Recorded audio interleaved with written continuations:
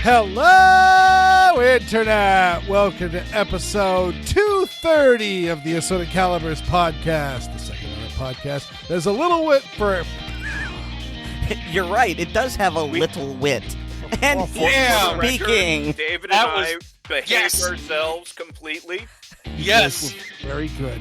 You earned your butter cookies. Yes, I'm very proud of Weer'd for taking the jobs Americans won't do and interrupting the intro. So yes, I'm Erin Paulette. Welcome to this unscripted, not quite a mag dump show. Of course, you've already heard Weer'd fumble tongue beard, and the rest of the bullpen, Oddball and David doesn't have a nickname. How are you doing tonight, take boys? Away my intro flub, Erin, so now I can't redo it? That's exactly right, because I want to keep a little wit for everyone. You, sir, have lost podcast intro privileges for the time being. Et tu, Brute. I'm just following 3 days. I'm just following the lady of the podcast lead. How polite. It's so dirty and innuendo. Well, I mean, it's just like Bridget Correa is Our Lady of Hate. Erin is Our Lady of Podcast. Well, that's very sweet of you. So, first of all, I want to thank but I'm going to keep it because fair is fair.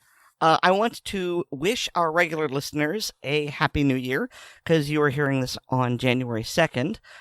For our special Patreon patrons, it's not New Year yet. Ha ha! So you get the very last podcast of the year. And since I'm plugging this, dear patrons, I would like to take this opportunity to remind you that Operation Blazing Sword is a 501c3 tax-deductible charity. And so if you donate to us before January 1st, you can write that donation off when you itemize your taxes. And wouldn't you prefer to choose where you put your tax money than let the government do it? I think so. Donation details will be included in the show notes. All right, so I was saying, you know what? Maybe nobody listens. Who knows? Some people are going to listen to this. If you build it, they will come. But yeah, Erin, you were like, I'm like, we could take it. And I was like, I want to do a show. I'm like, well, what are we going to do? We're all doing our holiday stuff. I don't think there's going to be any segment. Screw you, we'll do it live. Exactly. And Erin suggested a fun romp as we send off the 2022 into the garbage disposal of history. So do we all want to do a holiday recap? It's on the list. Yeah. I know. Yeah. I'm trying to make it sound organic. Well, as with the government, organic is whatever people want it to be. I mean, it's true. I try to explain that to someone, that just because a label says organic, it doesn't have to mean anything in particular. There is no FDA organics specification. It's just a very loose framework. If it says organic, that means it's made from organs, right? Scrapple. It's carbon-based. Are Girl Scout cookies made from real Girl Scouts? I mean the quality ones are. That depends on where you get them. Just checking. So I have a question for you, David, because I saw the video you posted on Facebook, and I would like to know if you got a Shabbos Goy to turn on your Judah Maccabot. I married one. Well, okay then. But it wasn't actually the Sabbath, so I was able to do it myself. And she just sat on the couch and laughed and laughed and laughed. And if you watch the video, if you have the sound turned up enough, you can probably hear her laughter in the background. So for people who are listening to this and don't have a computer handy, what is a Judah Maccabot? Judah Maccabot, which just saying it is a small singing robot that is decorated with a menorah, Stars of David, dreidels, etc., and it just kind of wanders around the floor like a Roomba that's had a little too much to drink, singing Hanukkah songs. I have a little dreidel, Hanukkah, oh Hanukkah, al Hanissim, and it is just a very silly thing. Oh, by the way, before anyone asks, we do not speak of Judah Maccabat 2.0 since the incident. What incident? No, we do not. I'm sorry, Judah Maccabat 1.0. 2.0 is fine. 1.0, the court said we can't speak of it. It was a terrible incident. The damages payments have been made. We're still working some things out in World Court, but I'm not at liberty to discuss that. Did Judah Maccabat 1.0 have Moyle features? What part of legally I am not allowed to speak of this do you not understand? Other than all of it. It's in the Wikipedia page under Space Laser. But I mean, the whole thing is maybe a foot tall. It takes 3 AA batteries, not included. And it is ridiculous. And I put up, as a joke, I put up a post saying, if anyone is wondering what to get me for Hanukkah, here's an idea, but you may want to check with my wife first. And a friend, and my wife might reconsider that term after this, said, it's on the way. And I'm like, you didn't check with the wife. He's like, I will take that chance. I regret nothing. I'm like, you say that, but we're going to be seeing you over the new year.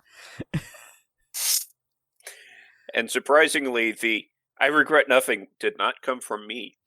No. And he typed it in French. Just that little bit extra bit of whatever. But I got some really nice gifts this year. In addition to Judah Maccabat 2.0, Erin, of course, sent me a box full of books, which... Yes, you posted the picture of Judah Maccabat with the either implicit or explicit "I want," and I said, well, too late. I've already mailed you your presents. You're getting books this year, mister, and you're going to like them. And you were right, because, I mean, you didn't know, but it's a reasonable assumption that I am a big Sherlock Holmes fan, and there are a bunch of Sherlock Holmes books in there. There's also a number of Hercule Poirot books and references, and I enjoy him as well. And Oddball sent me one of the little mini cannons, because the president said that you can't buy a cannon, so Oddball went out and bought half a dozen cannon. Off of Amazon. Yes. Weer'd sent me the KE Arms owl that can also work as a bottle opener. And nothing else? Nope, nothing else. A friend of the show with very common name sent my wife and I bookmarks. Mine has otters on it, because I love otters. For our big present this year, my wife and I gave each other a new HVAC system earlier this year, which after the past week of Arctic-like temperatures for Tennessee, good gift. Very good gift. Actually, does it do a great job? Because we installed some mini splits that we mostly use for cooling, but we can use for heating. But I found that when it's like super duper frigid, it really doesn't do that well. Oh, you can run them as heat pumps? Yeah, they go both ways. So Title your sex tape. Yes, thank you. Yeah, I was hesitating. Just is Erin going to say it, or should I step in? Nope, there she goes. Yeah, depending on the particular heat pump, there is a certain temperature where it just goes, nope, I can't do it. I can't pull heat from outside. There's no heat to pull. Yeah, ours is it's a heat pump when the temperature is not below a certain level, and then it has heating coils for when the temperature does go below. Mm-hmm. Gotcha. Yeah, that's... And honestly, over the past week, it probably saved us $10 over the last year. Because when we bought the house almost 6 years ago, the inspector said, yes, it's a good unit, but it probably only has about a year of life left. 5 years later, we decided to replace it. So, yeah, they could not even get the coolant for the air conditioner part of it anymore. Not in this country. Right. And Of course, the current one, I believe at the end of next year, the coolant is not legal in this country because they changed the specs requirements again at the federal level. Yeah. Is that Freon or is that something else? Oh, Freon's been out for a long time. These are multi-syllabic chemical names. Will they be able to recharge it with a different compound, or maybe it depends on what the regulations from the federal government are when that comes around. Oh, federal. Yep. So they're going to have to pass the bill so that you know what's in it? Pretty much, so that the HVAC industry knows what chemicals they can source after that. And I'm sure they'll get right on that. Yeah, well, it depends on who pays them how much. I would say they're whores, but whores provide a valuable service. I mean, you're not wrong. Yep, and I could call them something else, but that something else has more depth and warmth. And gives pleasure. Yes. Well, I mean, potentially. I had a good holiday, but boy, it was exhausting. Well, you have a child in addition to all the family stuff that the rest of us had to do. Yes, and she was wound up to 11. It was also my mother-in-law. It was born a couple of days before Christmas, and so we had a birthday party for her. And so it was a lot of entertaining. So there was a lot of cooking. So it seemed like I was in the kitchen like constantly, and but everyone had a good time, and it's hilarious. My wife got my mother a shelving system for her condo, and put it together. And so she had this big box that it came in, and she had a bunch of little odds and ends that she was giving my daughter. And she's like, I'm not wrapping all these things. I'm like, wrap them up in newspaper so they don't rattle around, and stuff them in the big box. And so suddenly my daughter comes home from school, and there's this gigantic box under the tray. And she's like, what's in that one? And it doesn't make any noise when she shakes it. So funny you mentioned not wanting to wrap a whole bunch of stuff. The Facebook video link I posted in the chat is to our dear friend Ali Spagnola, the one who had the what was that title? Yes, iArt title. Mm-hmm. She put up a short video for. I'm about to drop my best Christmas life hack on you. Wrapping presents sucks, but I've solved this annoying hassle in 2 easy steps. 1, next time you go flying, collect all the vomit bags. 2, wrap all your presents in them, so on your flight home for the holidays, you know what to do. And please blame me when your family is angry. It also means you have the instance where when you're flying and suddenly your small child gets airsick, and you have to look through several seat pockets before you can find one. Oh, and every loading unloading they refill those. That's part of the cabin. But we were missing a few when we took off on one flight. Oof. But yeah, that's not good. But we had a bunch of people. We had a bunch of family over. We've started entertaining for Thanksgiving. It was Christmas Eve. I roasted a chicken, and then Christmas we had a ham, and everyone got fed. There was plenty of food, and there was a good time had by all. And then my parents left on Christmas Day and took my daughter with them, and I will with the plan that I will come collect them on New Year's. And except for they do that, I woke up this morning and I was just enjoying the fact that there was absolutely no demand set upon me, and so I was just taking it easy. And then the phone rang. She forgot her retainer. That is literally the one thing that she needs to bring with her when she travels. Isn't she a little young to have a retainer? That's we actually got her started on braces early. And the idea being that she's right now, she doesn't have the braces in. She just has the retainer in. When she loses a few more of her baby teeth, they'll probably put the braces in one more for like one final adjustment, but it'll be much slower. I guess the sooner you start, the less muscle it takes to to move the teeth and jaw around. Huh. Mm-hmm. Okay, I didn't know that moving baby teeth around would also have an effect on your adult teeth. Yeah, well, things like palate expanders and things like that, so you can actually. Did you just call me change- fat? I'd like to speak to my lawyer. Yeah, and your general practitioner. I'd like to speak to my coroner. But yeah, so yeah, and I guess it's a new thing because like at first, I mean, she was like the first kid in her class to have braces, but now like half of them do. So it's clearly it's clearly a thing that's Just a plot by the dentistry industry to get your money sooner. I mean, It's all big dental. Exactly.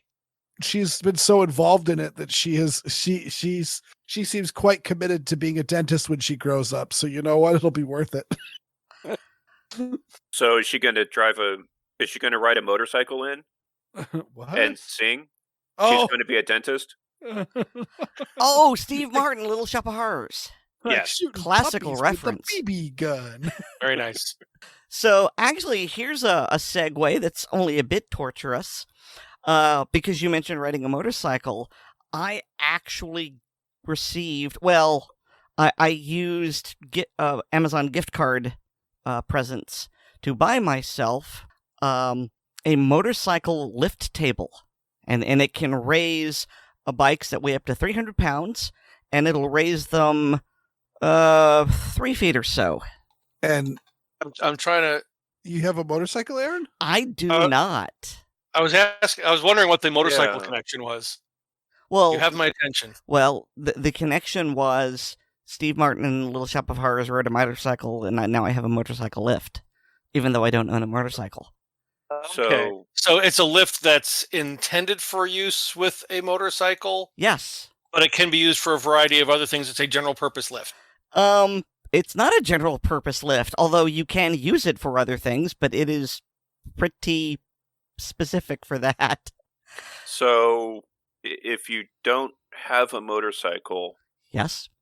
why did you get the lift? Oh, it's a little mini scissor lift. Yes.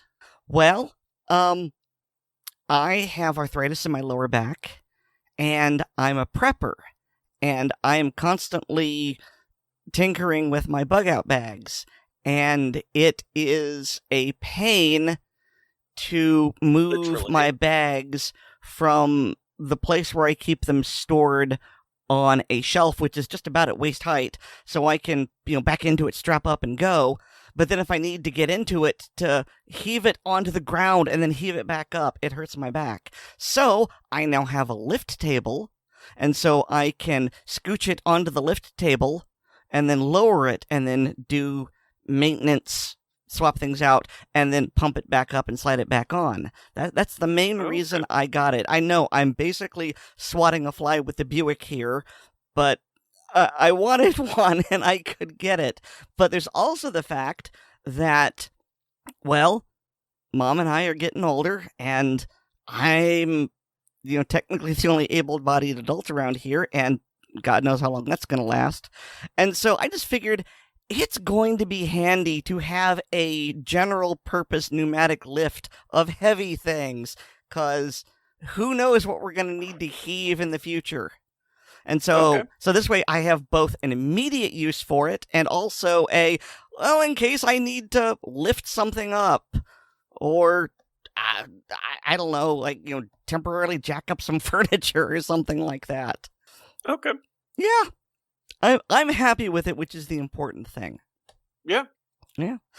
Actually, I was looking at some of the customer questions, and people are asking about things like, can it lift a wheelchair? Can it be used to lift an air conditioner? So if you had in-window air conditioners. Oh, yeah. Mm-hmm. I could see that be really useful. Yeah. Yeah. Yeah, that's quite handy. Yeah. I mentioned that we have the mini splits, and that is one of the absolute joys of it. Is number one, you're not committed, because it used to be when we had the window units, you could either open the windows at night to let the cool air in or run the AC, not both, because once you put the AC in, it was taking up the window. And then also, furthermore, you have that dread of okay, it's officially getting hot. It's time to pull all the ACs out. And it'll be just like, 3 or 4 hours of just heavy lifting and just misery. And usually there was some sort of horrible mishap. You and your being able to live with window unit AC units. How does that line from Dogma go? No sin, no perversion, too decadent than that of central air. Yeah. Well, I lived with window units the entire time I was in New York. And we moved here, and this is our first and hopefully only house here in Tennessee, and it has central air. And the first summer, my wife and I looked at each other like, how did we live without this? This is wonderful. The whole house is the same temperature, and that's a comfortable temperature. Well, that goes the same way. My parents' house still doesn't have air conditioning. Well, yeah, but they're up in Canada, aren't they? Yes, they are up in Canada. The other neat thing that I got, and I don't want to make any of my friends listening feel bad, I got a lot of great stuff. I appreciate all of it. Most of it is either like generalized prepper stuff, which is cool, but no one's really going to care that, I got a new hat and it's got a thing for my neck and the thing over my mouth and it's cool. Or it's like something that's like super niche and super nerdy and like 3 people will be interested in it. But I want you to know that I enjoy all of them. Y'all did a great job. Oh, I'm also pleased to announce that everyone I gave presents to, and I think nearly everyone got books, they all loved it. And so this is, I think, the first time I've batted 1,000 handing out books, most of which came from my dad's library. How do people not like getting books? Well, it's not a case of they don't like books, but it's more like, not really my topic of interest. Oh, okay. So it wasn't books, it was those specific titles. Yes, exactly so. But this time, I got a home run, and that was great. But the other thing that I got actually wasn't a present. It was in the latest Apoca box that I got. And it feels like adventuring gear. It is so neat and so bizarre. It's not really like bug out equipment, but you might find it useful for camping. And it's a spice bag, really. And God, I can't seem to find the pictures right now. That's just great. I took some pictures and everything. So it is a waxed canvas bag that opens in half, and there are the pictures. And there are elastic loops that hold little, I guess they're glass vials. And there are 4 of them on top that have little cork plugs, and then there's like 5 at the bottom that have screw-on Are lids. the cork ones for health and the other ones for mana? Well, like I said, this is one of the first things I got that really made me feel like I had received adventuring equipment, and so that was really cool. But the idea is that the cork vials are used to hold spices, and the screw top vials are used to hold either liquid spices or cooking oils or things like that. But as you say, it does look very Dungeons and Dragons-ish. Oh yeah. Like, and if instead of snaps it had toggles, mhm. that would totally be something that would be found in the player's handbook. Yeah, I mean, it looks like it holds potions or alchemical equipment or things like that. And it's just, oh, that's super neat. I don't know if I will ever use it, brilliant. but it's so cool. I can just see a dwarf artificer popping that out and saying, give me a few minutes. And then a few minutes go by and something gets blown up. Well, I will also note that me and my geeky buddies always refer to ingredients for a recipe as material components. They're not wrong, especially with baking. Yeah, exactly. Absolutely. I'm casting a spell. I cast leavening.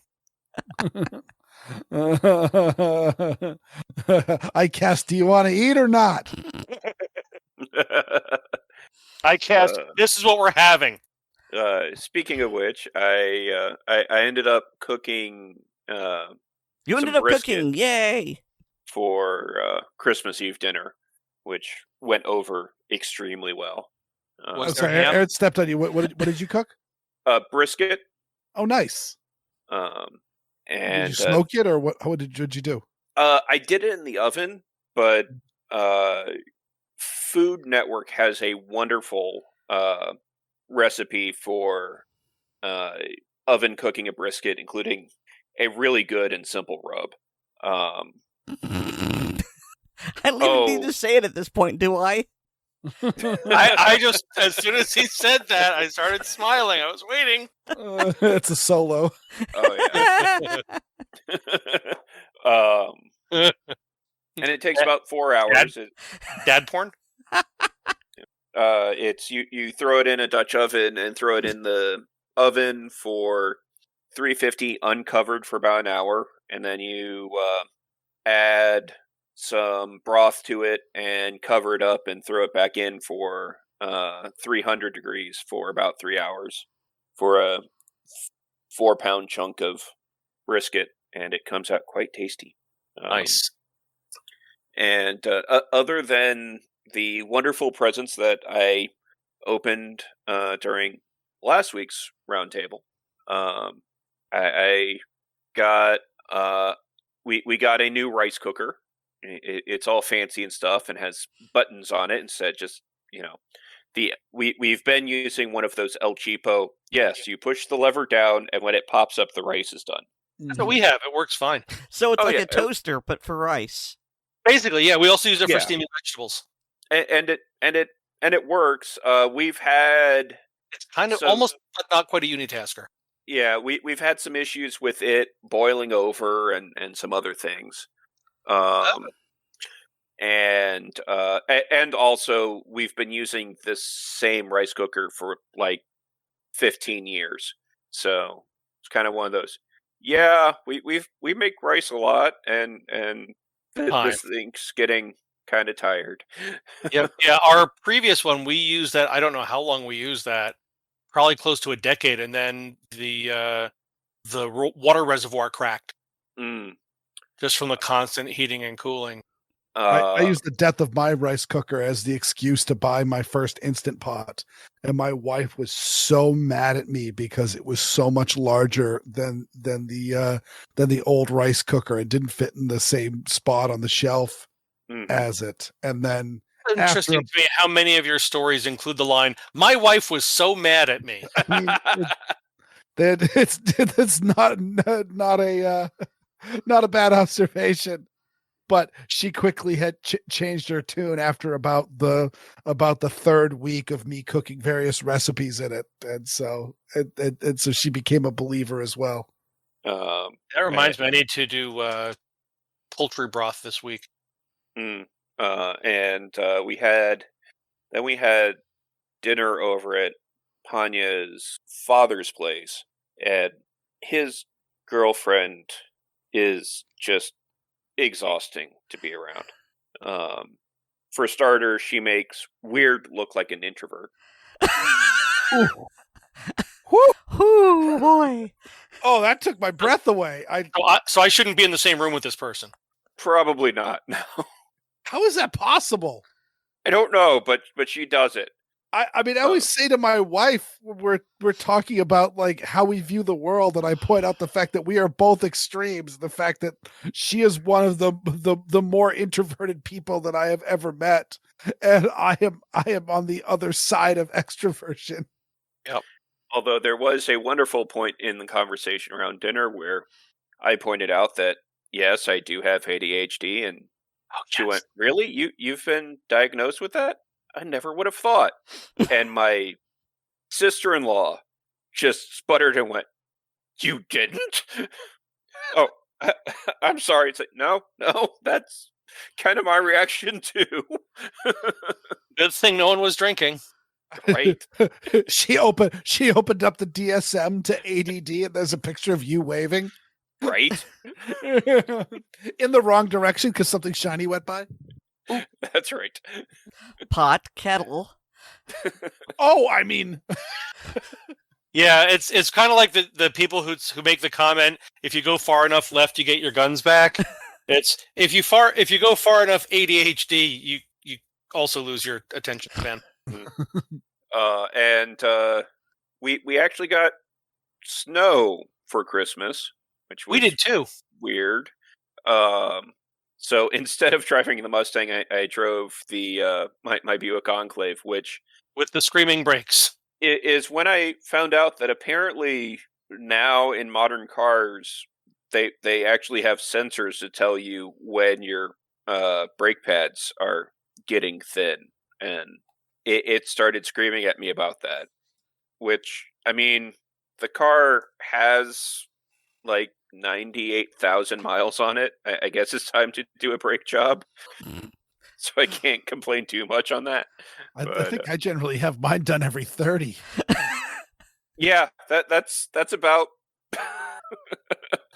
Well, I mean, honestly speaking, at 90,000, if you've ended up destroying your shoes and your rotors, I don't think they owed you anything. Right? No, and it's been the whole. Yeah, I've been checking them, and the brakes they've never squealed, and I've checked them, and just yeah, the pads are still good. Oh, okay. How did you manage this? I don't know. I really don't. Skill and talent. I'm impressed, but also horrified. Right? Still stopping, and it's not like it's a small vehicle. Yeah, and yeah, I'm fairly positive it has not had a brake job since it rolled out of the factory. And as Weird said, at this point, I should not be able to stop that vehicle. There should be no brakes left at all on that thing. Just sparks. No, not even sparks at that point. It's gone all the way through those discs, the rotors. Have you ever seen the just rolled in YouTube channel? No, I haven't. I mean, they've gotten some cars where there is literally like a hole ground all the way through the brakes. Yeah. That and my sister-in-law gave me a book that she was quite pleased with herself over, and got the reaction she wanted when I opened it, which is a book by Ryan North, who's apparently a New York Times bestselling author, entitled "How to Take Over the World." Well, there. Yeah, I know about him. He's actually written some episodes of Squirrel Girl and some other comic books. I've got another one of his books. Okay. Hang on a minute. It's right over here. Yeah, How to Take Over the World: Practical Schemes and Scientific Solutions for the Aspiring Supervillain. All right, so the one I have is called "How to Invent Everything: A Survival Guide for the Stranded Time Traveler." And it's basically, okay, so you've been stranded in time. Here's what you need to know in order to bootstrap yourself up to some level of technological progress. And so it's written tongue-in-cheek, but from what I can tell, I mean, it's not garbage. It's, got some pretty solid data in here, although I haven't put it into practice. I don't know how accurate or useful it is, but it was just a really neat concept. Mm-hmm. And there's flowcharts. And actually the one that I had came with a bandana that had all sorts of useful information printed onto it. And one of the things they had was, a ruler, and it's like, okay, well, this measurement, I think it was like, a cubic centimeter, and he uses this as a building block for everything else. I mean, he's like Canadian, I think, so he's metric. Mm-hmm. But it was just like, oh, hey, that's actually He doesn't know how to use cool. real measurements. And so I've got that in one of my bug out bags just in case. And so yeah, he does really interesting stuff. Real measurements like half a giraffe. Or twice a refrigerator. The half a giraffe one I think is so funny because that can be so many different measurements. Right? And it was done by the BBC, who uses the metric system. Well, as someone pointed out, we need to know along which angle you are bisecting this giraffe because it gives us two very different measurements. Exactly. Or three. Height, width, and length. Yep. At least the hippo has like multiple planes of near symmetry. Yeah, height and width on a hippo is pretty much the same thing. Length would be the different one. But for a giraffe, height, width, and length are all drastically different. And that's if you're going in a perpendicular or parallel to a plane. And unlike a hippo, if you put a giraffe in a giraffe-sized box, there's a lot of empty space there. But it's for the padding. It's for the accessories. That too. But you ever see one of the old double shotgun boxes? Mm-hmm. That's how you pack a giraffe. You take the giraffe apart first? You snap the neck off at the base. Yes. Well, I mean, they come from the factory without the neck and head attached. A giraffe, some assembly required. It's Geroof from IKEA. And hipsters are confused and think it's difficult to assemble. Yes. Oh, and another Christmas thing was my wife when she was packing up my stocking stuffers and all that. She walked into my office and saw sitting on my desk the little snowflake multi-tool that you got us all Oddball, and she's like, "Oh, crap. That was me. That was David. Oh, That was sorry. me. I got that for everybody. Oddball got us the cannons, yes.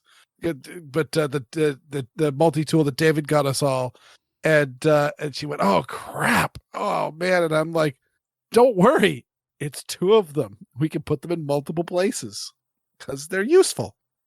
Oh, she must have gotten you one. Yes, Okay. The exact same one. Yes, sorry. Same color? Nope.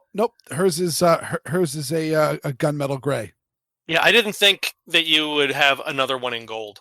Oh, that's true. And since you're a hipster, I figured you'd appreciate something blingy. Mine's a very pretty iridescent. Yes. It was as close as I could find to a rainbow. It works. It's sort of that oil spill rainbow. I was thinking it was like a titanium finish rainbow. Yeah, the titanium nitride. But and then Oddball, did I send you the black one or the silver one? Black one. Okay, yeah, because I figured it would go with more of your knives that way. And that means Xander got the silver one. Oh, speaking of knives. I thought that would be a nice lead-in for you. Especially since I'm not sure Erin saw the picture of the knife. No, you did. I did. Friend of the show with a common name. Uh-huh. Oh yes. The trash panda knife? Sent me a knife-like object that he actually got personalized. He got it engraved, Trash Panda engraved on the side of it. But that's not all. Yep. Interesting. What is the make, model, and what truck stop did he get it from? It is an M-Tech, another design by that famous designer USA. I'm assuming that's a made in the USA joke? Yes. Okay. And Oddball, you may want to post that picture in the other chat. Oh, right. Sorry. That's okay. I got the bloop and I saw that you would just put something else in that chat. But yes, that is quite glorious. Yeah. Most of M-Tech's line is designed in the USA. So the joke is USA or USA designer. design. USA. Yep. Like the guy who makes the really bizarre, trashy movies. I'm guessing the joke here is that because it's designed in the USA, they advertise that because it's made in China. Oh yeah. Or someplace where they're still figuring out steel. There's that. Is it designed to have a? No, it's not. That's not a wire cutter. What is with the weird like Klingon swoop at the back? I think that's supposed to be a bottle opener. Okay. With the blade closed, there's not a whole lot of clearance. I'm not sure it could actually grab a cap to lift it. Well, of course you're gonna open bottles with the blade out. I mean, why wouldn't you? What could possibly go wrong? And you have the blade out, you have the blade sticking out from the heel of your hand, you give an ice pick blow to the bad guy, and then it's Miller time. There you go. And there's that little nub there at the end that is supposed to be either A glass breaker? or a glass breaker or a pry bar or a screwdriver. I was going to say a slotted screwdriver.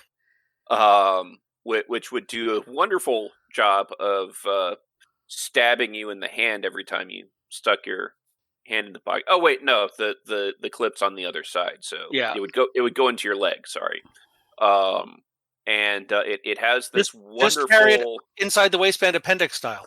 There you go. This wonderful hydro dip galaxy design, I guess.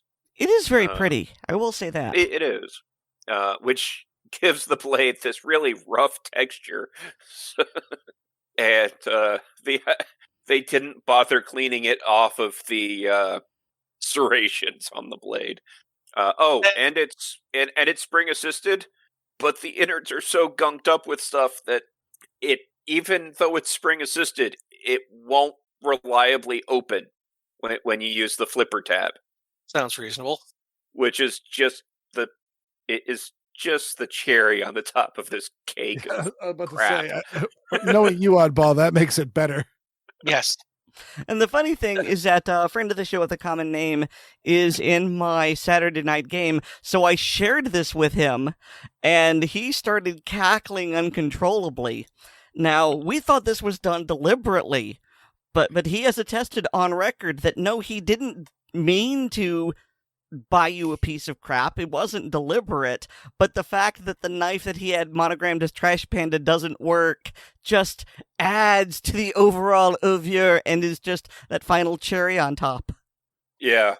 That's the chef's kiss. Exactly. That is just, yes. That's the thing.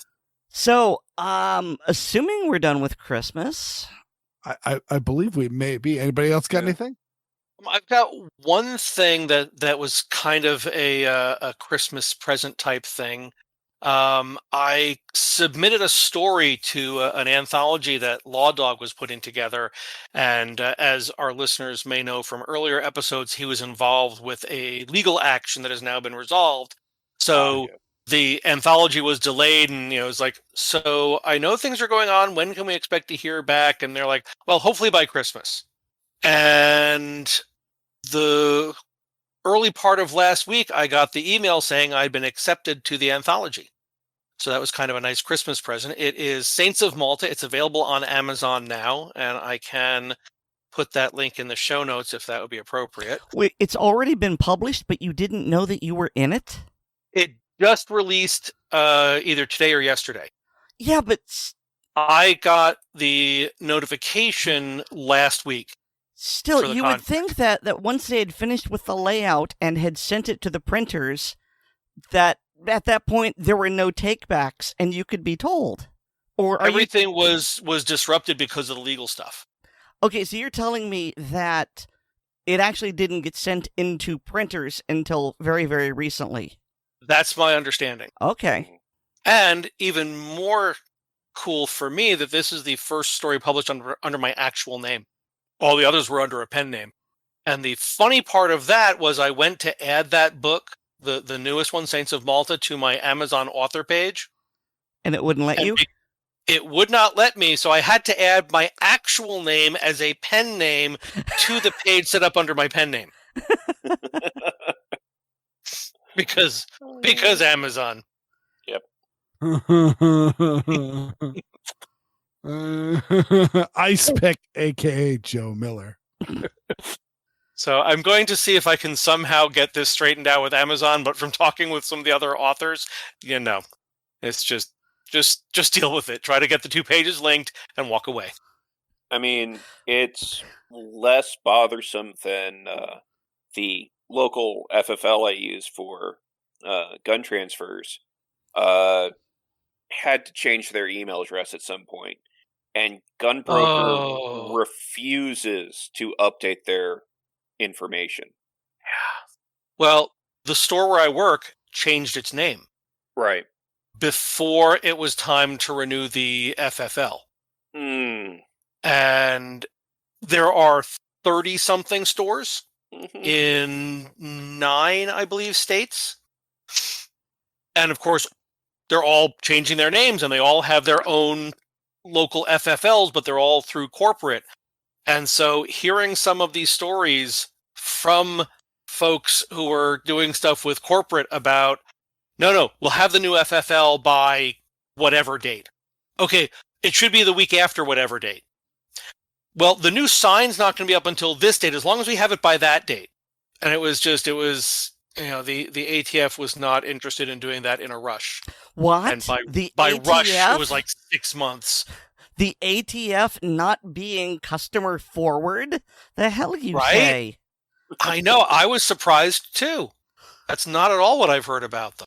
But from talking to some folks, the Amazon bureaucracy is just about as bad. So I don't know if you've heard about this, but apparently some folks online, it kind of sounds like a 4chan thing, but I don't know if it's actually 4chan. But apparently multiple people, maybe it was a Facebook group, but they are going around and tagging all ATF field offices as gay bars. Yes. Yes, I heard that too. Someone posted up some screenshots. Not that there's anything wrong with that. Well, yeah, And that is actually what they said too. It's one of those things where it's like, okay, it's not really funny haha for me, but neither am I offended. But, if it tweaks the ATF and makes their life more uncomfortable, then I'm all for it. Even better is if they suddenly become an impromptu place for gentlemen to show up to meet other gentlemen. Well, I mean, they kind of are, as long as those gentlemen don't have dogs. Oh, it'd be great if it turned into the Blue Oyster Club in the lobby of every ATF field office. Dun, dun, dun, dun, dun, dun, dun, dun, dun. Yeah, they start tangoing. Oh. Okay, so that's done. Let's turn our sights to 2023. And this is just going to be very vague. Does anyone have any thoughts or predictions or hopes or fears for the coming year? Oh, I have fears. Oh, yeah. Go on, the floor is yours.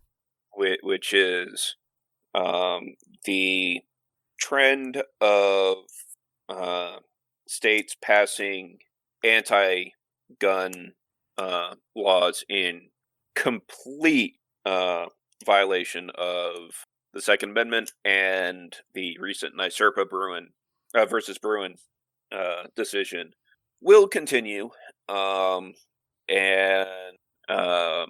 lower courts and/or appellate courts will uphold these laws, and they will have to go to the Supreme Court.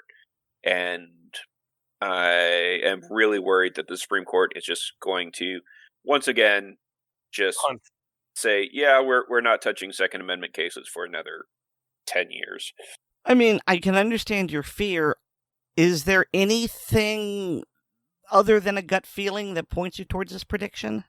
Well, the other than history, the lower courts / appellate courts upholding it, that's already happening. No, I mean the Supreme Court not touching it. I mean, because Clarence Thomas seems to have a burr up his butt, and I would think that if it gets to him, especially because SCOTUS really doesn't like it when lower courts ignore them. I would imagine that it would be a case of, did I stutter? We're going to remand all of these back, look at our decision again, and otherwise, we're going to break out the paddle. I mean, that's the hope. Yes. There's the bit where the Supreme Court has already said that they're not going to hear the latest bump stock lawsuit, and even if they do pick them up, it looks like it's going to have to be whack-a-mole, and at some point there's going to have to be some way of the court actually figuring out how to provide teeth to their ruling, which if the executive branch is just going to go, if the executive and legislative branch both are just going to go, yeah, well, we don't care what you say, we're going to do this anyways. Yeah, that's the big issue.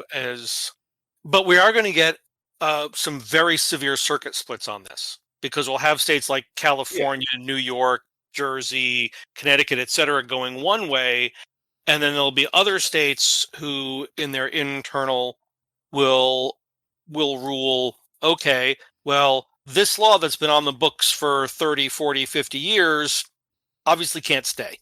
Right. And so, depending on how this plays out, it will get back up to Supreme Court, but will they take it, or will they just remand it? And if they remand it, and if for example, NYSERDA versus Bruin 2 gets up to the Supreme Court, and the Supreme Court remands it back to New York saying, no, you're in violation of our last ruling, fix this, what's New York going to do? Yeah. Well, what is New York not going to do? Fix it. Yeah. Well, I think that's where our concerns overlap. Yeah, and it's the whole thing that New York has responded to being smacked with being told, no, you can't do this, with, I'm going to do it harder. Yep. Which is also saying, spank me harder, daddy. Yeah. Now, some good news is that the U.S. Congress is now out of session, or, technically they could be recalled this week, but they're out of session. Yeah, which means that the Republic is safer for the time being. Which means the assault weapons ban that passed the House, that was sitting for the Senate to do something with, is dead. Yep. Because the Senate just used the delay tactic. That as of officially, once it hits the first of the year, they have to start the process all over if they want to try again, which I don't see happening. Well, didn't the House change hands to the Republicans? Or did the Republicans just... Okay, so if the House changed hands to the Republicans are not going to push an assault ban through the House. Right.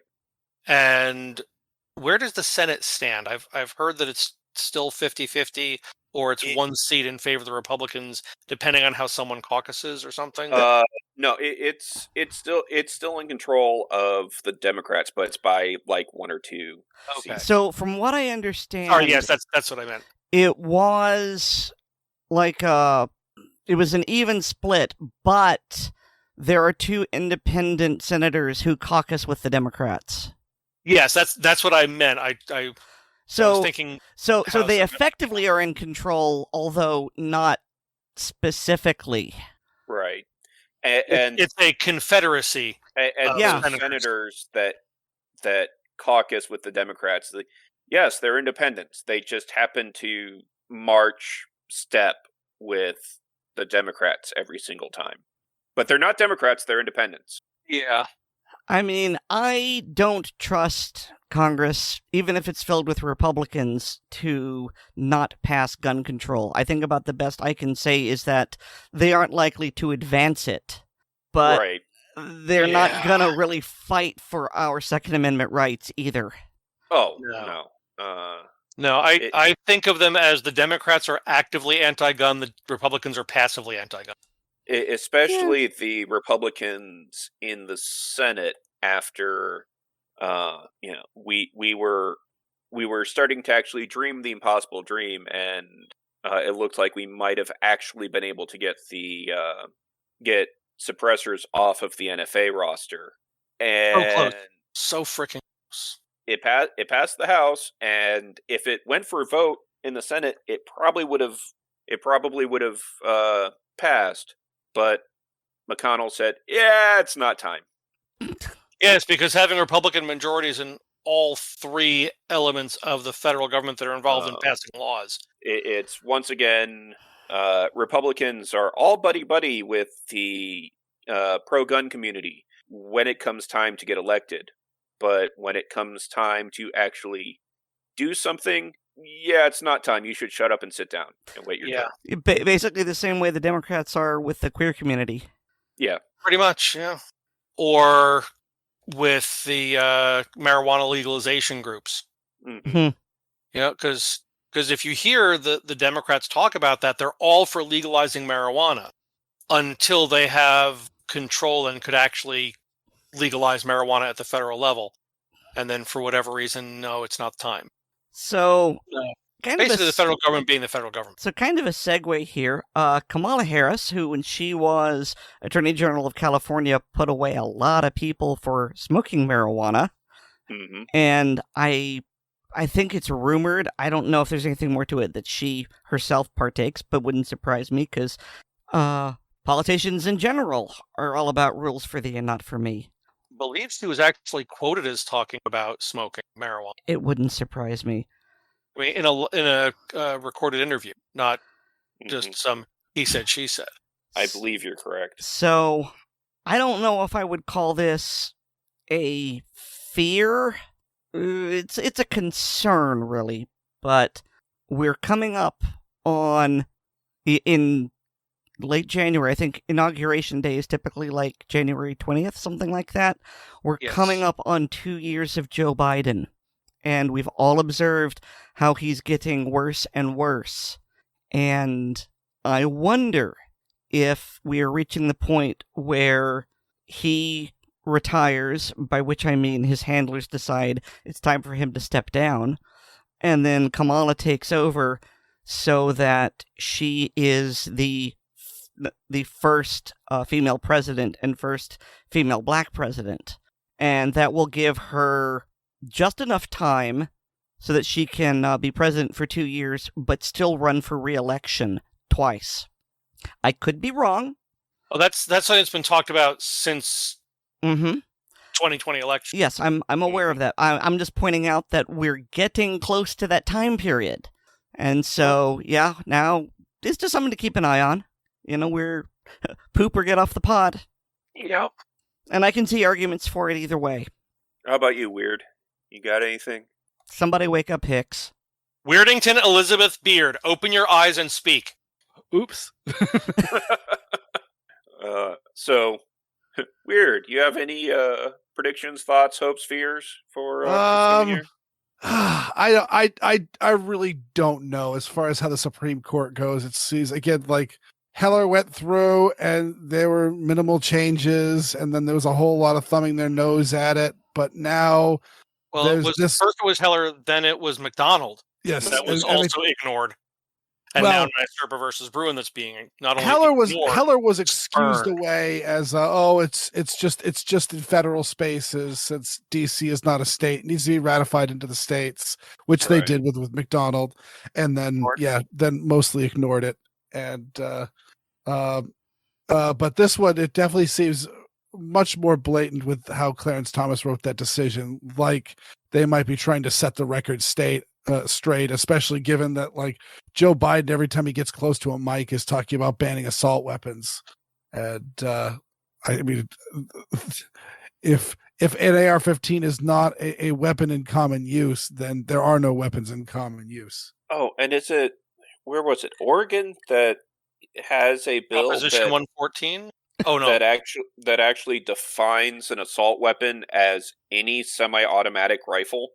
Was it Oregon or Washington State? I heard about that. Washington State, that's right. Mm-hmm. Yeah, I mean, because those two are just gleefully hanging on to California's coattails when it comes to crazy legislation. It's basically California, Northern California, and Middle California. Yeah, near enough. And I know folks who live in both Oregon and Washington, and their families have lived there for many years, who are just, what the heck happened? There's a reason Californicated is an adjective. Uh-huh. Yeah, I mean, that seems to be the trend, too, because also at the same time that, here in New England, we've got Vermont, and Vermont is always the super-duper left wing. It's the state where they got Bernie Sanders, and it's got all the college towns and all that. And but at the same time, it's also Vermont, and it is very much a rural state. And there's a whole lot of hunters, and there's a whole lot of people concerned about their safety. And it's never had gun laws, and we don't feel the need to do that. We don't feel the need to attack it until, now all of a sudden. And it's kind of funny. One of my wife and sister-in-law's favorite Christmas movies is White Christmas. And in that, they threw out a joke about, based around you can't find a Democrat in Vermont. And have you not heard of Burlington or Bennington? This movie came out. I mean, unless the movie came out in the 1920s, Burlington and Bennington have been very, very. This was the 50s. Yeah, they were already blue cities there, but the state still was not. But yeah, of course, one of the funny things about Vermont is just how schizophrenic it is politically. For example, I believe, wasn't Vermont one of the first states to legalize marijuana? I believe so, yeah. Yeah. It wouldn't surprise me.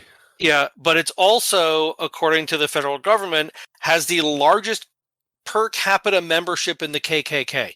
Huh? Mm-hmm. How odd. Because outside of those very blue cities, it's hill folk. Or more specifically, Green Mountain folk. There's nothing inherently racist with hill folk, is there? Not inherently, but there is a correlation. And also, I will have to say, on all the fishing boats that I had been out of. Actually, I was on one fishing boat where, I don't know if he was ever a member of the Klan. He definitely was something that it was said about the fact that he had turned over a new leaf and had gotten away from that. But there was one captain that had swastikas tattooed on his arms, and I did not hear nearly as much slurs and racist talk as I did on some of the boats that were out of Maine. And the reason, I think, because is one of those, like, if you're in southern New Jersey, black people. If you're in rural Maine, you may not. Yeah, and in way rural Vermont, it is white. Oh, and really, Catholic, any Vermont or Christian. Last time, looked, again, outside of Bennington and Burlington. Well, even then, if you go, they're still mostly white, but it's most of that state is very white and very one branch or another of Christianity, and they are. There is some level of stranger danger, yes, throughout that psyche, and also it's a very, very, very sparsely populated state, so it doesn't take many Klan members to swing, especially given how far the Klan has fallen compared to the days. Yeah, but it's just like I said, it was maybe it wasn't per capita. I thought it was per capita. But it was the largest KKK membership by some metric. And, it's sparsely populated state, so it doesn't take that many. But still, this is also an organization that basically since the 50s has been significantly dropping in membership every year. Mm-hmm. Oh, my mom talked about there was a building up the street from the house she grew up in that was the meeting hall for the local Klan chapter in Portland, Maine. And this does not surprise me. Have y'all heard the story about how Superman smashed the KKK? No, but when you started that statement, I thought you were going to ask about Darth Sidious. So this happened in 1946, and this was so there was a very popular radio serial, The Adventures of Superman, and it was, if not the show, it was just insanely popular. And so over like a 2-month span of 1946, the writers of Superman had Superman exposing the KKK, and it wasn't just, these are bad guys, but they actually dug into the history and the lore, and so they exposed, their codes and their rituals and things like that. And as a result of a Superman radio serial, this damaged the KKK's reputation, led it to a steep decline in membership from which it never recovered. And so that decline in the 50s, that actually began in 1946. Yep. And considering that Superman was created by 2 Jewish boys who, I don't know if they were immigrants or from immigrant families, but, Superman is basically the penultimate immigrant story. It's very fitting, I think. Yes. Yep. I mean, he was the Jewish idealized dream of not having to fear. I actually thought you were going to go with the Jewish Ubermensch. I considered that, but I figured I'd Gestapo myself. I did not see that coming. Didn't think you would. But it was mostly about the ability of us not to be afraid. That we did have a protector and a defender who could not be stopped. And I mean, where Batman was a cool rich guy with lots of skills and talents and training, he was a guy. And in a lot of ways, Batman was a much more, maybe not Christian icon. I think the word you're looking for is waspy. Yes, thank you. Yes. But he did not resonate with the Jewish communities, even though we liked Batman. Batman was really cool. I mean, after all, I grew up in Gotham.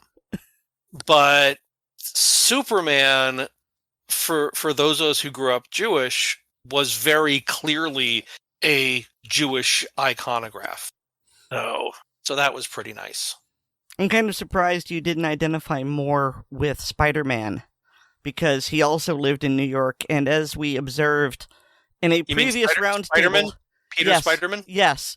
I mean, he was as Jewish as could be, but somehow wasn't Jewish.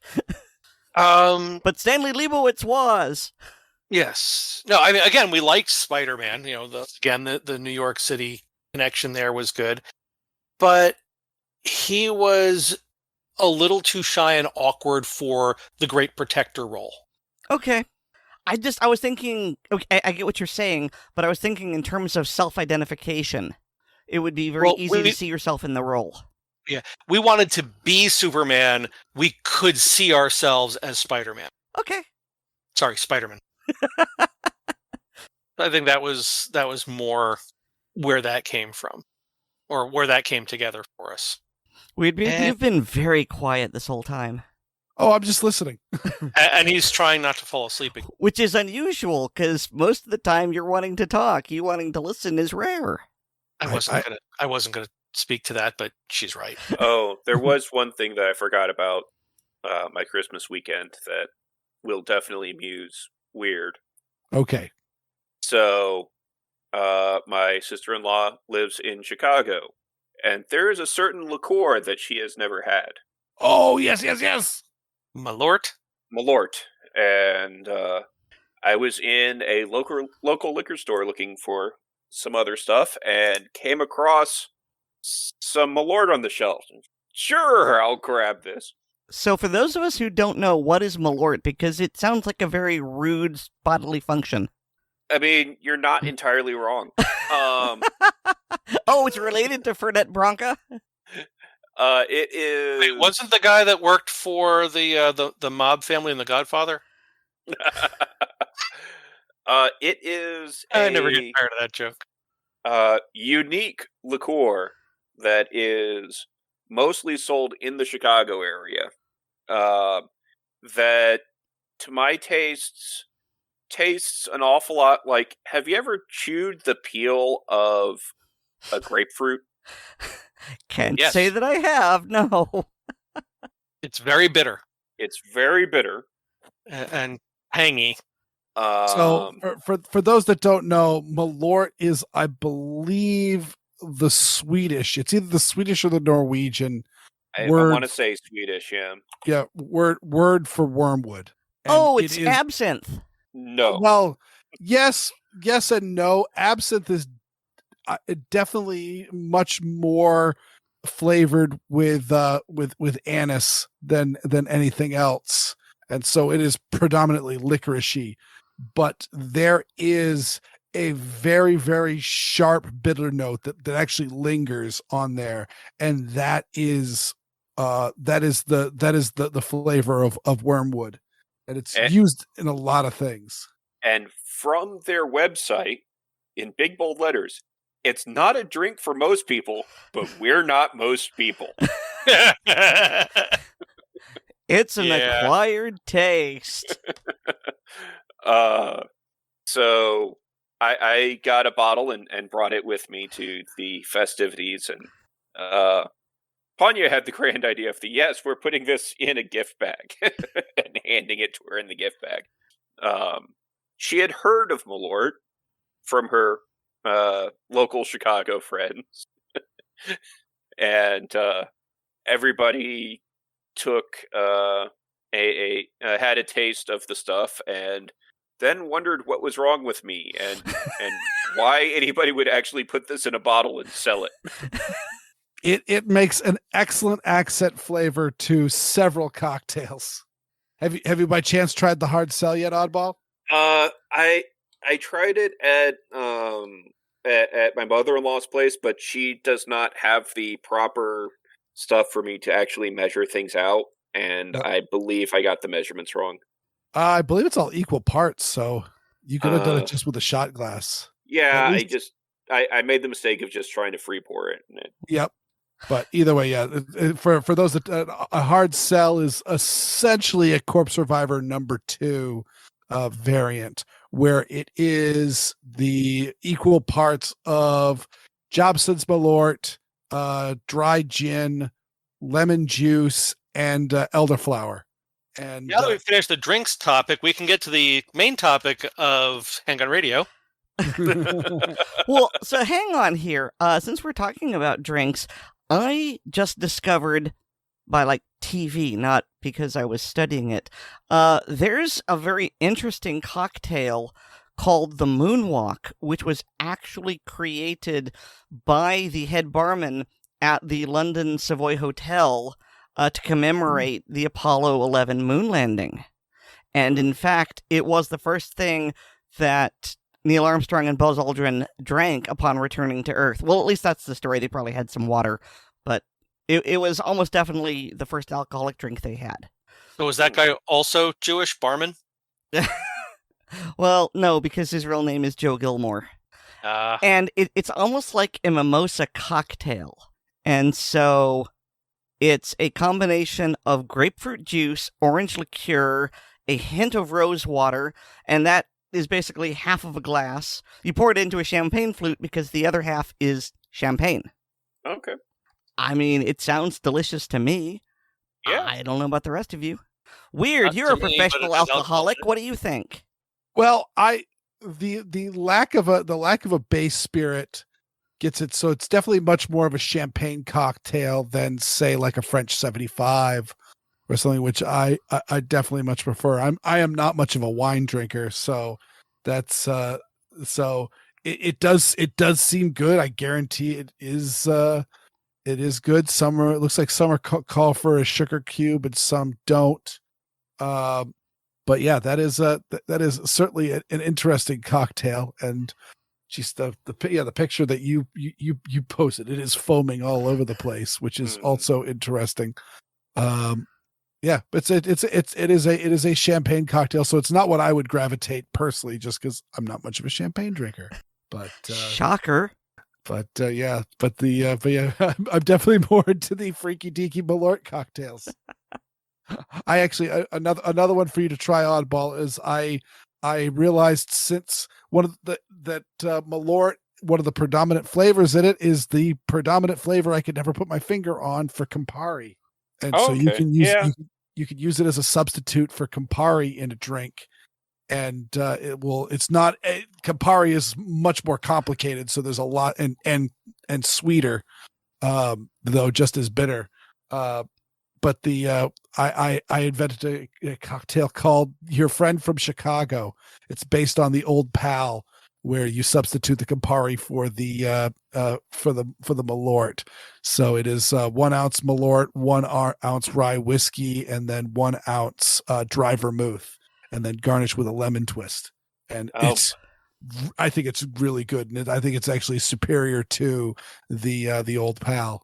I'll have to give that a try because, quite frankly, I prefer Malort over Campari. Yeah, it is a neat. If you're accustomed to trying bitter things, it's kind of like when someone who doesn't drink hard spirits very much are like, oh, try this bourbon. Like, this is a really good bourbon. It tastes like burning. Because all you can taste is the alcohol. Yeah, it's like the first time I met Oddball and a bunch of other people in person, and they were breaking out the scotches and trying to find one that I like, and it's like, no, that tastes like moss, and that tastes like moss. That's burning moss. And this tastes like dirt. Yeah, it's got a really peaty taste to it, doesn't it? You're saying that's a good thing? At some point, I basically said, look, guys, this isn't going to work for me. Stop wasting the alcohol. You love it. You drink it.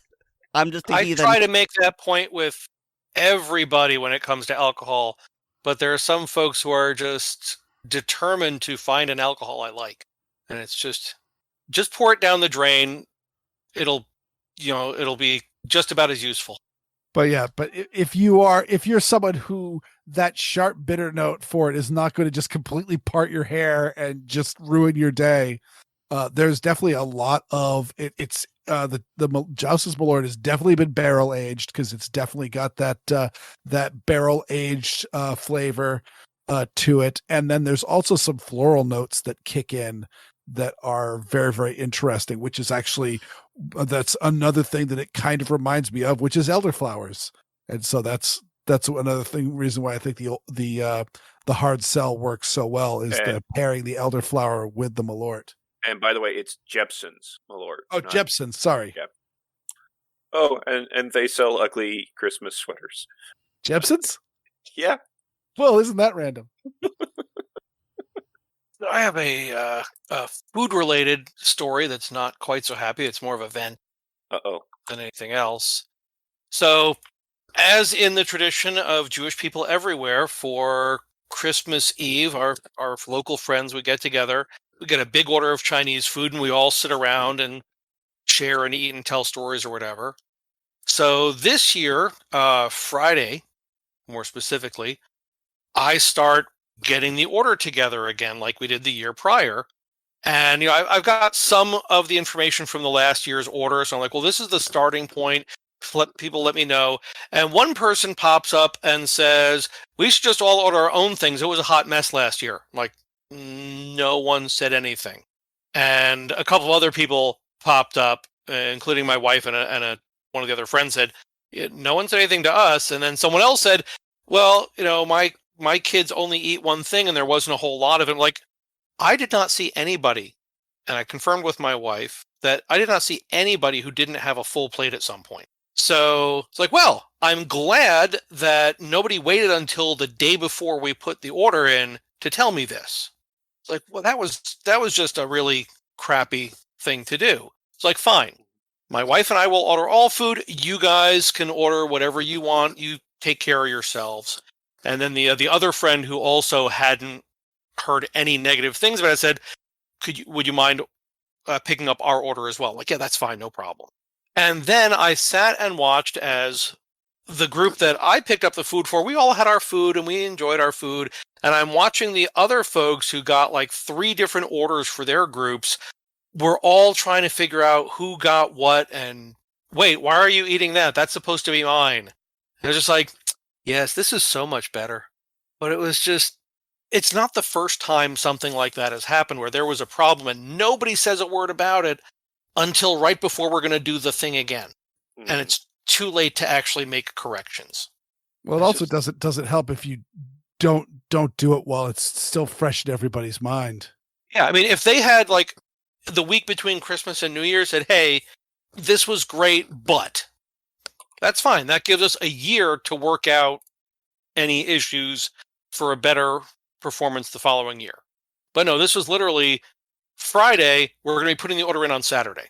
So there's still, with a few of us, some bad feelings about the person who threw that rock in the cesspool.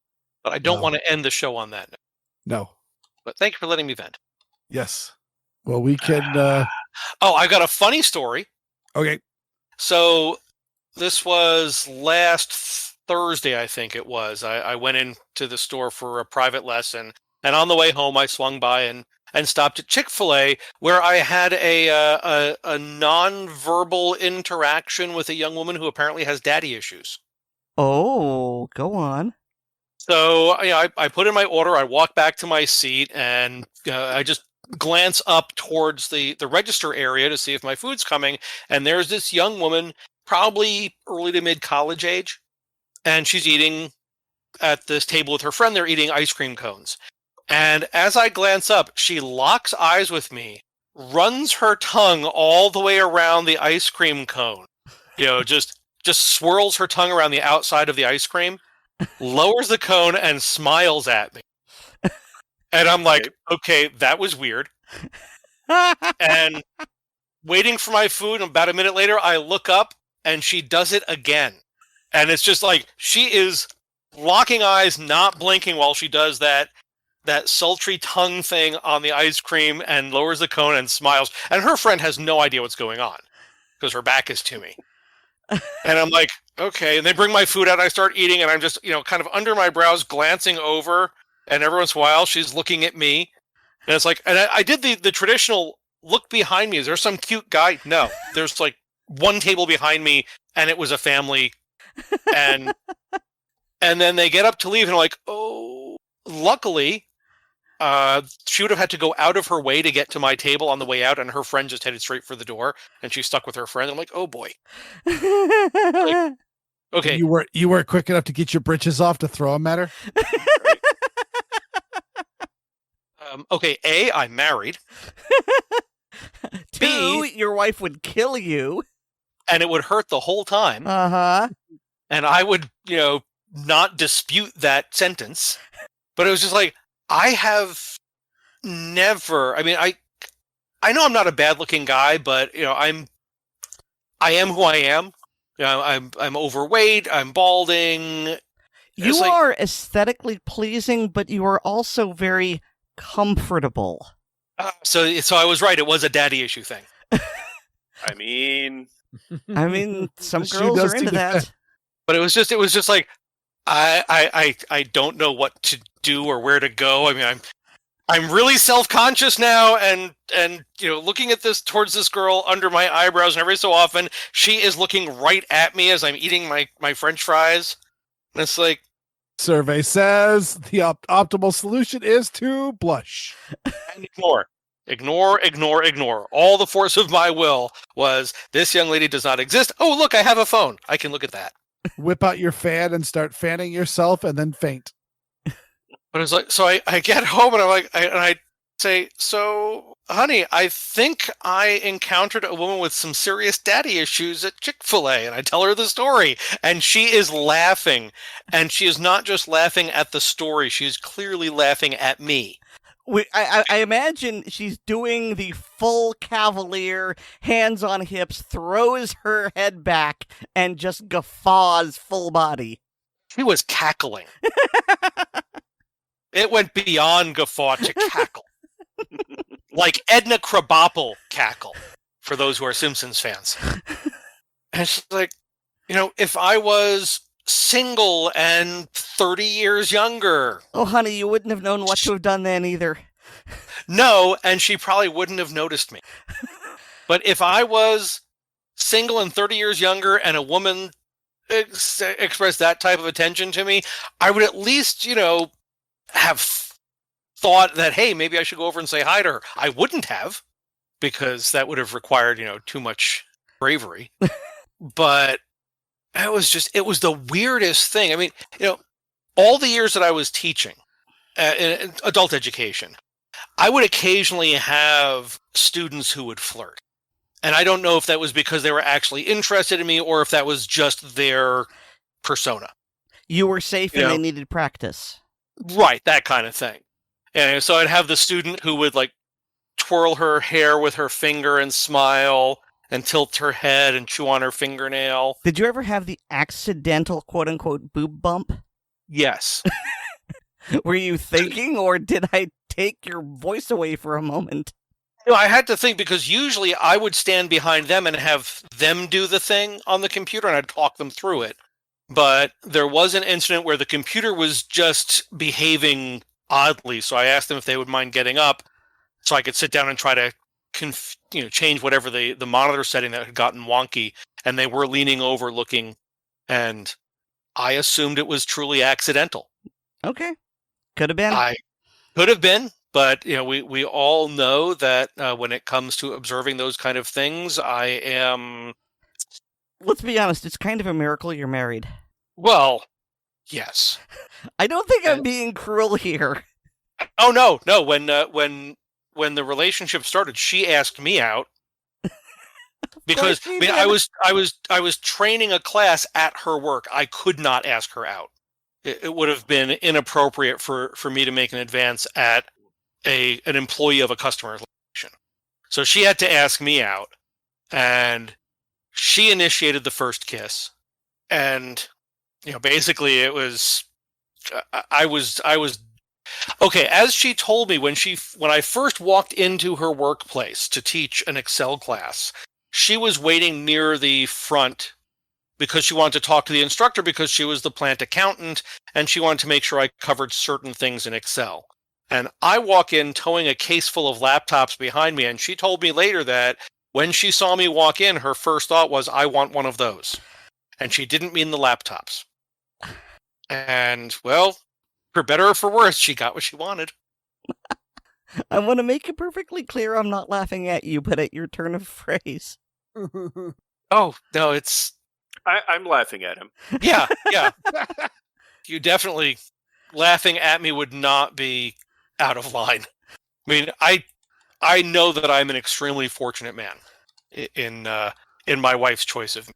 But it's just the whole thing at Chick-fil-A just had me baffled because, like Erin said, I am not a movie star. I am comfortable looking. And as was also mentioned, I apparently am give off a safe vibe, which is not the first time I've been told that. It was funny when I was working at the college bar, I would occasionally have women just come and hang out near me, not flirtatious at all, but on more than one occasion when I'm told they felt safe around me, which I took as a compliment. Mm-hmm. But I don't think I've ever had a woman flirt with me in that forward of a manner, especially one who was less than half my age. You didn't say she was 50. I said less than half my age. I know. The joke is that you're old. Sorry, Yes. 65. Well, I started the story by saying that she was college age, so like early 20s. Yes, I'm aware of that, but the burn must go on. The burn must flow. My father-in-law's wife graduated from college in her 60s. So this is my true Christmas present from ACP. I will be getting a container of aloe later. Speaking of wives howling with laughter, I just thought I'd share this one just because it got my wife laughing so hard. And so, as many of you know, my wife Was she laughing at you? No, she was laughing at this video. Okay. My wife has epilepsy, and so she goes through MRIs. She has one every year and has gone through 1,000,001 of them in the various stages of testing. But this is a YouTube channel. I guess he doesn't do that many videos anymore, and I only discovered him just recently. But Bruce Stu Films, and he did a video on when he was a child. He had a seizure, and they tried to figure out what was the cause of it, and just the way he puts it, and as she was stating, I've had an MRI, but it was only that one time, and that's it. So I'm like, and that sounds ish like an MRI. She's like, he definitely went somewhere and got sounds from an MRI machine, because that's exactly the sounds. And but either way, if you've ever been in an MRI or have a loved one that has, it is worth a it's worth a watch, and I'll put it in the show notes. Did I miss the funny part? I was waiting to. Just the way he explains it. Okay. I will just typical one weird of story. One of those you have to be there. One of the one I don't want to give away all the gags and retell. Well, you could give away one of them so we can understand why it's funny. One of the gags is, as they're putting him into the MRI, they say, we can play some music through these headphones for you. What would you like to hear? And he's like, I don't know, do you have any Limp Bizkit? And so they put on clearly a children's station, and he's listening to Do You Know the Muffin Man? And he points out the fact that it's just being drowned out by the MRI sounds, and then every so often it'll stop, and you can hear Do You Know the Muffin Man? As he's a kid who clearly wants to listen to Limp Bizkit. I think it's funny, and I'm not doing a good job. I'm still waiting for the funny part. The funny part is when we're all done, you guys go to the show notes and watch the movie. In my last MRI, I didn't even bother having them put on music. They asked, but anytime I'm in an MRI or a CT tube, I'm going to fall asleep. Doesn't matter how loud it's going to be rattling around me. Is within 5 minutes, I'm out. Yeah, my wife says the last several times this they haven't even offered her music, and she just nods off. I needed that music. I don't want to be alone with these thoughts. One of the things that I do is kind of if I'm in a situation where I just need to be still or whatever, is I will either detail strip or assemble a firearm in my head. Mm-hmm. Like go through all the steps.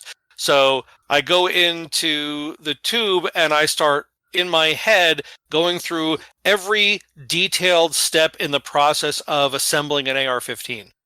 And I don't think I made it out of the lower receiver. So is this like thinking about baseball? For what? Never mind. It is a complicated and intricate process that goes through. I will go over every level in NetHack. Okay. I don't get the sports reference, but I get the NetHack reference. Never mind, I missed it. The old gag of the trying of guys trying not to finish too early. Think about baseball. Oh, okay, got it. Yeah, no. Okay. Well, I think, Erin, have we succeeded in doing your fun end of year show? Sure. And I have done my evil deed for the evening. Oh yes, yeah. Why don't you relate that? So, while looking at the Mort website, saw that there's merchandise. Oh, there's cat toys. My sister-in-law has a cat.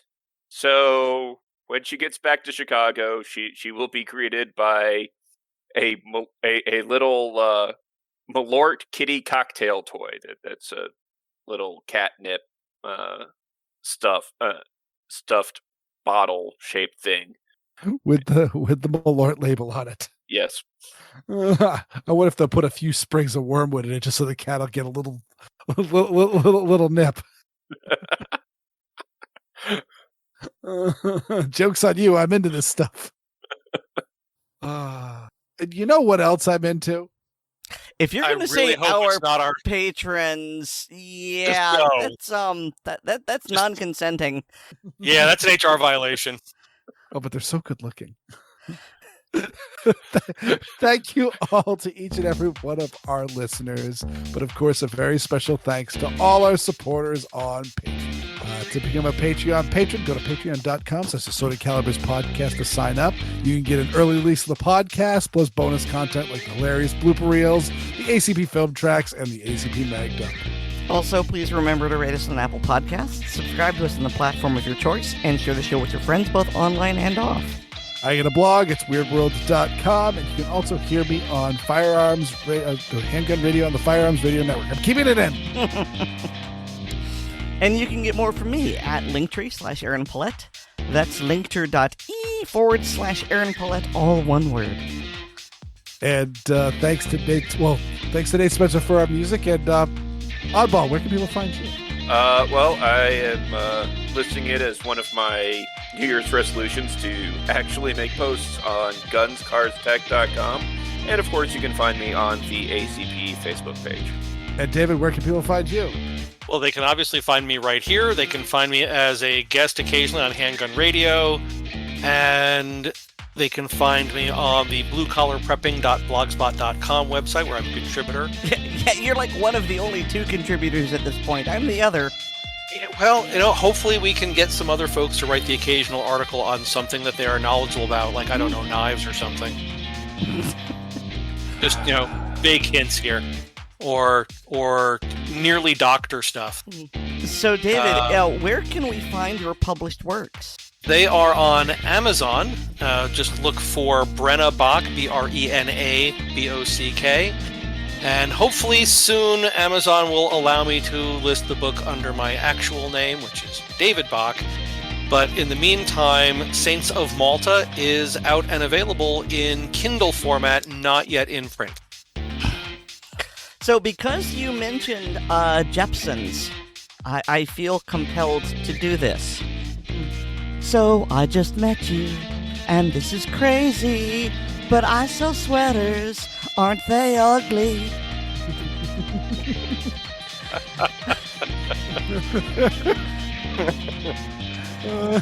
And, well, I can't really say and so's our podcast, because our podcast isn't ugly, but you know what? It's the last one of the year, so, yeah, hell with it. Let me get away with it this one. Have a happy and non-sucky 2023, everybody. Oh, please, yes. It'd be nice. Good night, everybody.